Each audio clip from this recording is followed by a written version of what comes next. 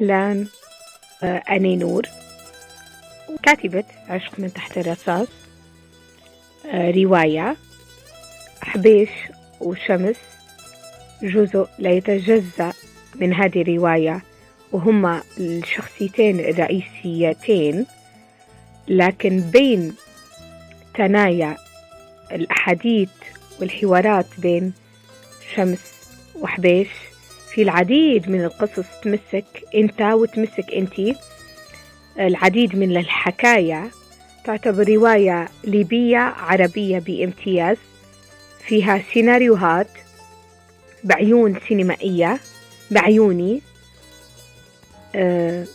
بروحي أسطر كتبتها. عشت فيها أحلى الأوقات ومضيت فيها أحلى الأيام. بكيت في مراحل مع الشخصيات وضحكت مع الشخصيات. فحابة إن شاء الله بإذن الله تقروها، ورح تكون في معرض القاهرة يوم 21 يناير.